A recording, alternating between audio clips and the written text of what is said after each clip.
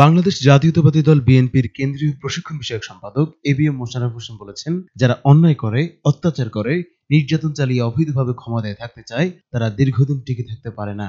এটি বিএনপির নেতাকর্মীদের জন্য একটি বড় শিক্ষা। কারণ যদি কেউ জনগণের বিরুদ্ধে অবস্থান নেন, জুলুম নির্যাতনে জড়িয়ে পড়েন, তাহলে একসময় তার পরিণতি ভোগ করতেই হবে। তিনি বলেন, শেখ হাসিনা পালিয়ে ভারতে গিয়েছেন, কিন্তু বিএনপির নেতাকর্মীদের পালানোর কোনো সুযোগ নেই।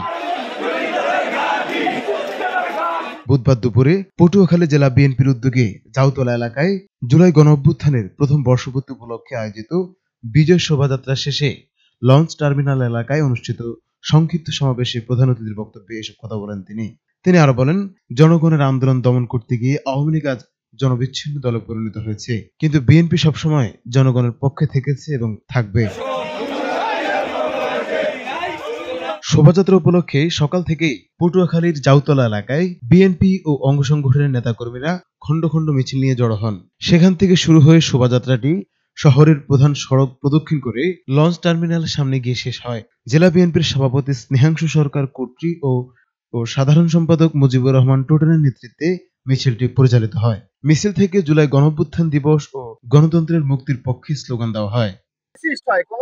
সরকার স্বৈরাচার হয়, কোন সরকার যদি তার জনগণের উপর নির্যাতন করে, গুলি করে, গুম করে, হত্যা করে, আইনাগর তৈরি করে, তা ওই সরকার কখনো ক্ষমতায় থাকার কোনো অধিকার তার থাকে না। যার প্রমাণ হলো আজকে, এবং শেখ হাসিনা আজকে বাংলাদেশ থেকে পালিয়ে যেতে বাধ্য হয়েছে। সুতরাং আজকের দিনের সবচেয়ে বড় শিক্ষা, আগামী দিনে যারা রাষ্ট্র ক্ষমতায় আসবে তারা যদি জনগণকে ধারণ করতে না পারে, সুশাসন না দিতে পারে, মানুষের কল্যাণে কাজ না করতে পারে, তাদের পরিণত শেখ হাসিনার মতো হবে। এইটাই হলো আজকের দিনের সবচেয়ে বড় শিক্ষা বলে আমি মনে করি। যার জন্য আগামী দিনে যে রাজনৈতিক দল ক্ষমতায় আসুক তাদের জন্য ব্যাপক চ্যালেঞ্জ অপেক্ষা করছে। কারণ আপনাকে সুশাসন দিতে হবে, আপনাকে উন্নয়ন দিতে হবে, এবং একটা বৈষম্যমূলক বাংলাদেশ তৈরি করতে হবে। এইটাই আমি মনে করি আজকের দিনের আমাদের সবার জন্য একটি বড় শিক্ষা এবং বড় অঙ্গীকার আগামী দিনের জন্য। 6 আগস্ট আজকে বহু রক্ত এবং বন্ধুত্বের বিনিময়ে আজকে আমরা এই দিনটা পেয়েছি। 17 বছর আন্দোলন সংগ্রামের মাধ্যমে বাংলাদেশ জাতীয়তাবাদী দল তারেক সাহেবের নেতৃত্বে এই 17 বছর রাস্তায় ছিল। যত নেতা কর্মীর নামে মিথ্যা মামলা, জেল, জুলুম এবং হত্যা করা হয়েছে এই শেখ হাসিনা। ফ্যাসিস্ট কোনোদিন বেশি দিন টিকতে পারে না। এখনো আবার দেখি কেউ ফ্যাসিস্টের কায়দায় কথা বলে। সবাইকে অনুরোধ করব, কেউ জানি বাংলাদেশে আর হাসিনা না হয়। আজকে আমরা নতুন বাংলাদেশ, আজকে 36 জুলাই আপনারা জানেন, নতুন বাংলাদেশে আজকে নতুন উদ্যমে এবং আমরা একটা প্রত্যাশা নিয়ে, নতুন বাংলাদেশের প্রত্যাশা নিয়ে আজকে আমাদের এই বিজয় র্যালি। আমরা চাই আগামী দিন আরো নতুন বাংলাদেশ হবে। আমাদের ভারপ্রাপ্ত চেয়ারম্যান মহোদয় যেটা চেয়েছেন যে নতুন বাংলাদেশে যেখানে কোনো বৈষম্য থাকবে না, যেখানে কোনো ভোটাধিকার হরণ থাকবে না, মানুষের বাক স্বাধীনতা হরণ হবে না, আমরা সেই লক্ষ্যে আমরা আমাদের রাজনৈতিক কার্যক্রম চালিয়ে যাচ্ছি। এবং আমাদের প্রত্যাশা এইটা, একটা নতুন বাংলাদেশের সকল মানুষ, সকল ভেদাভেদ গুলো আমরা একত্রে সুন্দর বাংলাদেশ গড়ব।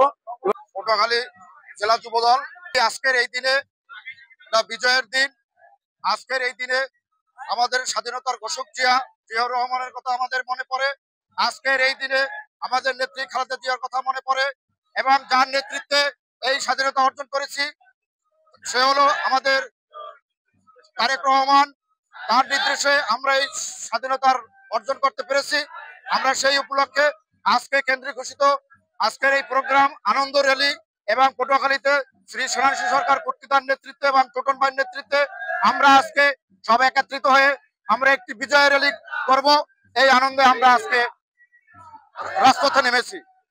পৌর যুব দলের আহ্বায়ক, জেলা যুব দলের সহসভাপতি, আজকে কেন্দ্র ঘোষিত বিজয় মিছিলের উপলক্ষে দেশ নায়ক তারেক রহমানের আন্দোলনের ফসল হিসাবে আজকে এই বিজয় উৎসব পটুয়াখালী জেলা বিএনপির সংগ্রামী সভাপতি ও সাধারণ সম্পাদক নেতৃত্বে আজকে যে বিজয় মিছিল হচ্ছে, এর জন্য আমরা পটুয়াখালী জেলা যুব দল